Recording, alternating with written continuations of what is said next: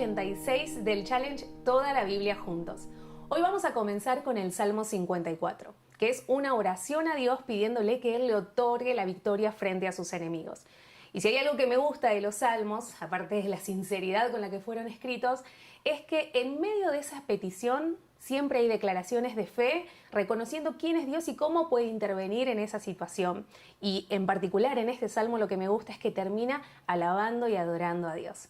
Y hablando de dar victorias, en Deuteronomios capítulo 2 y 3 nos encontramos con el pueblo de Israel que todavía está en el desierto, pero que el Señor le concede dos victorias clave y le dice y le anima: no tengas miedo, que yo soy el que te va a dar la victoria. Y como nos toca leerlo hoy, te animo a que también puedas hacerte de esas palabras y recibir ese ánimo de Dios, de no tener miedo, porque el Señor, ¿quién más que Él va a querer que su propósito se cumpla en tu vida y en la mía? Así que, por supuesto, nada se va a interponer a sus planes y Él va a otorgar la victoria si tenemos esa fe suficiente para confiar en Él aún en los momentos difíciles. Y en el Nuevo Testamento, en Lucas, capítulo 23, versículos del 1 al 25, nos encontramos con la historia de Jesús frente a Pilato, frente a Herodes y nuevamente a Pilato, que no lo habían encontrado culpable de ningún cargo, pero que igual ante la presión del pueblo decide sentenciar a muerte a Jesús y mandarlo a morir a la cruz. Esta es la lectura pública de la Biblia que nos toca compartir hoy, así que comenzamos de esta manera.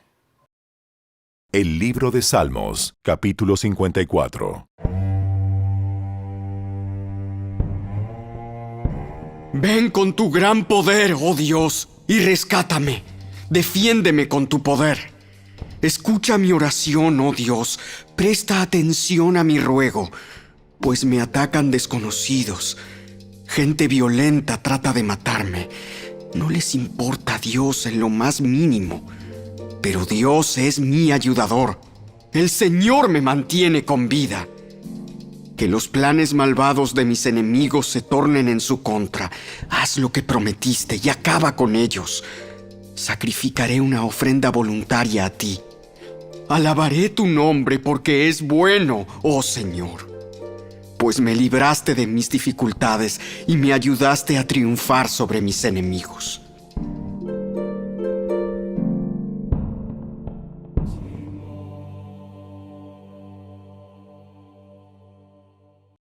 El libro de Deuteronomio, capítulo 2. Luego dimos la vuelta y regresamos por el desierto hacia el Mar Rojo, tal como el Señor me había indicado, y durante mucho tiempo anduvimos de un lugar a otro en la región del monte Seir. Finalmente el Señor me dijo: ya han estado vagando lo suficiente por esta zona montañosa. Ahora diríjanse al norte. También da las siguientes órdenes al pueblo: atravesarán el territorio de sus parientes, los edomitas, los descendientes de Esaú, que viven en Seir. Los edomitas se sentirán amenazados, así que vayan con cuidado. No los molesten, porque yo les he dado como propiedad toda la zona montañosa que rodea el monte Seir, y a ustedes no les daré ni un metro cuadrado de esa tierra. Páguenles por todo el alimento que necesiten para comer y también por el agua para beber, pues el Señor Dios de ustedes los ha bendecido en todo lo que han hecho. Él les ha cuidado cada paso que han dado por este inmenso desierto. En estos 40 años, el Señor su Dios los ha acompañado y no les ha faltado nada. Entonces pasamos de largo el territorio de nuestros parientes, los descendientes de Esaú, que viven en Seir.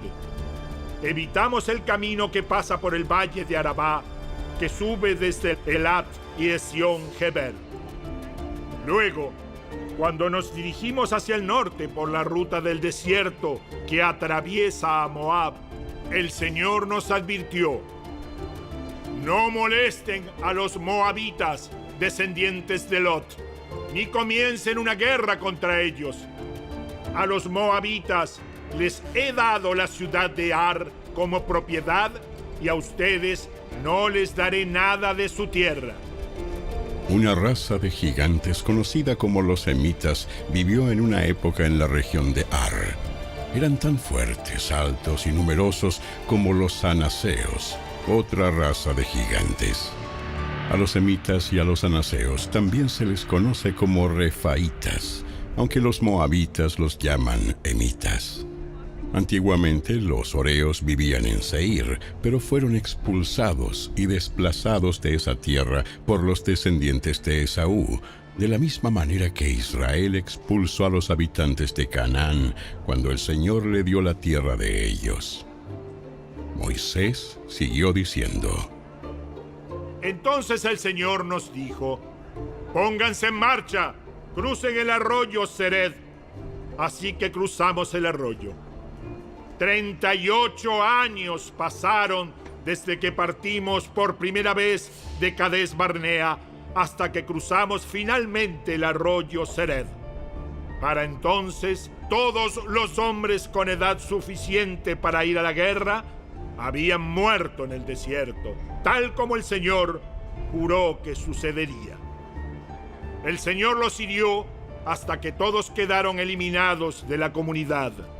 Cuando todos los hombres con edad para ir a la guerra murieron, el Señor me dijo: Hoy cruzarán la frontera con Moab por la ciudad de Ar y entrarán en la tierra de los amonitas, que son descendientes de Lot.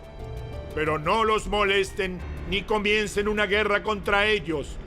A los amonitas les he dado el territorio de Amón como propiedad, y a ustedes no les daré ninguna parte de la tierra de ellos.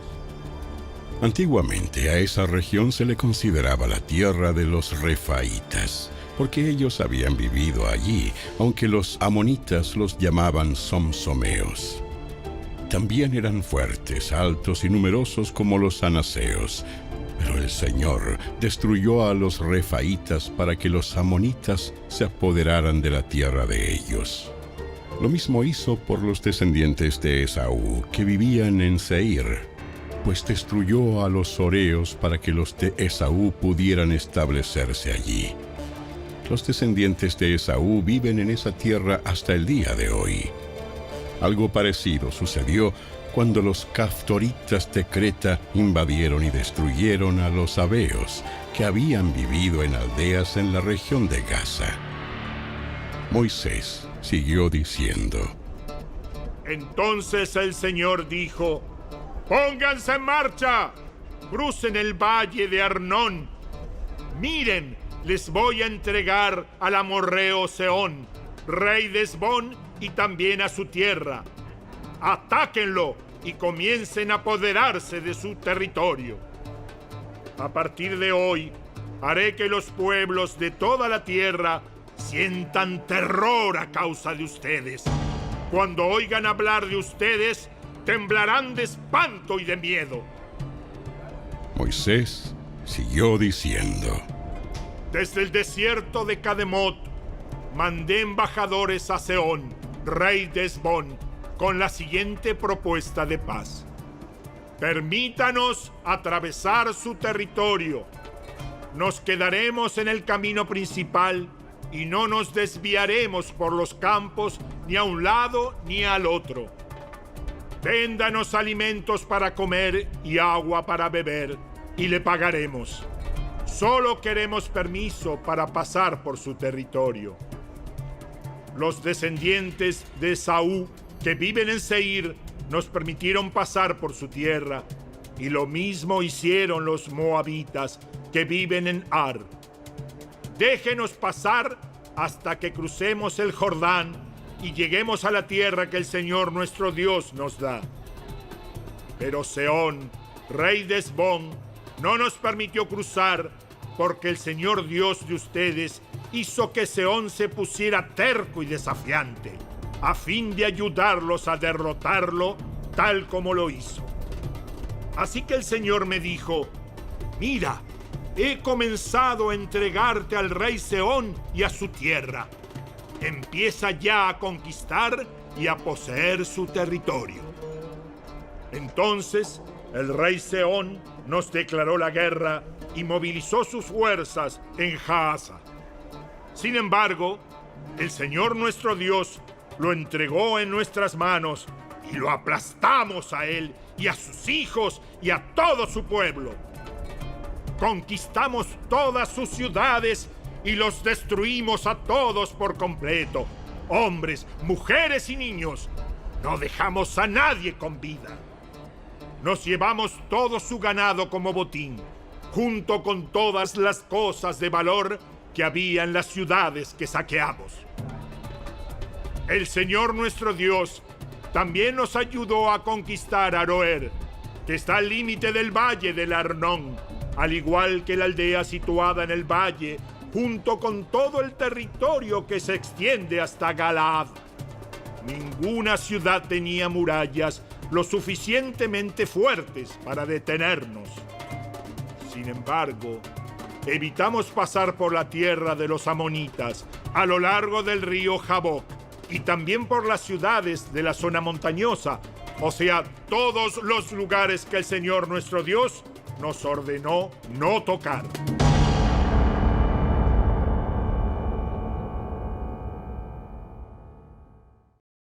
El libro de Deuteronomio, capítulo 3.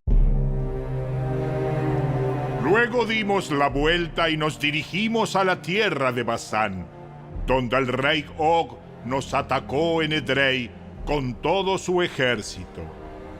Pero el Señor me dijo: no le tengas miedo, porque yo te he dado la victoria sobre Og y sobre todo su ejército, y te daré todo su territorio. Trátalo de la misma manera que trataste a Sehón, rey de los amorreos, quien gobernaba en Hesbón. Así que el Señor nuestro Dios nos entregó al rey Og y a toda su gente, y los matamos a todos. No quedó nadie con vida.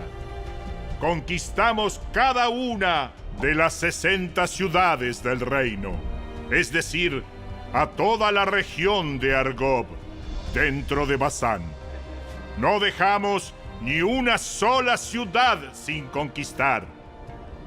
Esas ciudades estaban fortificadas con murallas altas y portones con rejas. Al mismo tiempo, también conquistamos muchas ciudades que no estaban amuralladas. Destruimos por completo el reino de Basán, de la misma manera que habíamos destruido a Sehón, rey de Hesbón. En cada ciudad conquistada, aniquilamos a toda la gente, tanto hombres como mujeres y niños. Pero nos quedamos con todos los animales y nos llevamos el botín de todas las ciudades. Por lo tanto, nos apoderamos de la tierra que pertenecía a los 2 reyes amorreos del oriente del río Jordán, desde el valle del Arnón hasta el monte Hermón. Los sidonios llaman Sirión al monte Hermón, mientras que los amorreos lo llaman Senir. Para entonces ya habíamos conquistado todas las ciudades de la meseta y todo el territorio de Galaad y de Basán, aún hasta llegar a las ciudades de Salca y de Edrei, que formaban parte del reino de Og en Basán. Og, rey de Basán, fue el último sobreviviente de los gigantes refaítas. Su cama era de hierro y tenía más de 4 metros de largo y casi 2 de ancho. Aún hoy se puede ver en la ciudad amonita de Rabá. Cuando tomamos posesión de esa tierra, les di a la tribu de Rubén y a la de Gad el territorio que está pasando Aroer, a lo largo del valle del Arnón, y también la mitad de la zona montañosa de Galaad, junto con sus ciudades. Después le entregué a la media tribu de Manasés el resto de Galaad y todo Basán, que era el antiguo reino de Og. A toda esa región de Argob en Basán se le conocía como la tierra de los refaítas. Jair, uno de los líderes de la tribu de Manasés, conquistó toda esa región de Argob en Basán hasta llegar a la frontera con los Gesureos y Maacateos. Jair le puso su propio nombre a la región, es decir, la llamó Ciudades de Jair, y así se le conoce hasta el día de hoy. Le di Galaad al clan de Maquir, pero también di parte de Galaad a la tribu de Rubén y a la de Gad. La región que les entregué se extiende desde el medio del valle del Arnón al sur hasta el río Jaboc en la frontera amonita. También recibieron el valle del Jordán, es decir, todo el trayecto desde el mar de Galilea hasta el mar Muerto, donde el río Jordán servía de límite occidental. Hacia el oriente estaban las laderas del monte Pisga. En aquel tiempo les di la siguiente orden a las tribus que iban a vivir al oriente del Jordán. Por más que el Señor su Dios les haya dado esta tierra como propiedad, todos sus hombres de guerra deberán cruzar el Jordán delante de sus hermanos israelitas, armados y listos para ayudarlos. Pero a sus esposas e hijos y la gran cantidad de animales que tienen podrán dejarlos en las ciudades que les di. Una vez que el Señor les haya dado seguridad a los demás israelitas, como ya lo ha hecho con ustedes, y cuando ellos tomen posesión de la tierra que el Señor su Dios les da del otro lado del río Jordán, entonces todos ustedes podrán volver aquí a la tierra que les he dado. En aquel tiempo le di a Josué la siguiente orden: tú viste con tus propios ojos todo lo que el Señor tu Dios les hizo a esos dos reyes. Él hará lo mismo con todos los reinos situados al occidente del Jordán. No tengas miedo de esas naciones, porque el Señor tu Dios peleará por ustedes. En aquel tiempo le rogué al Señor: oh Señor soberano, a mí, tu siervo, recién has comenzado a mostrar tu grandeza y la fuerza de tu mano. ¿Acaso hay otro Dios en el cielo o en la tierra que pueda hacer cosas tan grandes y poderosas como las que haces tú? Te pido por favor que me permitas cruzar el Jordán para ver esa tierra maravillosa que hay del otro lado, la bella zona montañosa y los montes del Líbano. Pero el Señor estaba enojado conmigo por culpa de ustedes y no quiso escucharme. ¡Ya basta!, exclamó. ¡Ni una sola palabra más sobre ese asunto! Pero sube a la cima del monte Pisga y mira la tierra en todas las direcciones. Mírala bien, pero no cruzarás el río Jordán.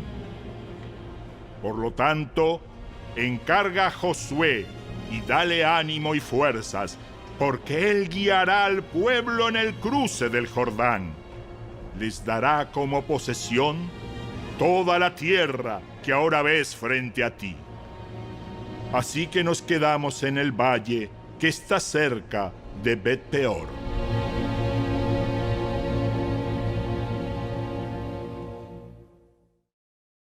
El Evangelio según Lucas, capítulo 23. Entonces todo el concilio llevó a Jesús ante Pilato, el gobernador romano. Comenzaron a presentar su caso. Este hombre ha estado llevando al pueblo por mal camino al decirles que no paguen los impuestos al gobierno romano y al afirmar que él es el Mesías, un rey. Entonces Pilato le preguntó: ¿eres tú el rey de los judíos?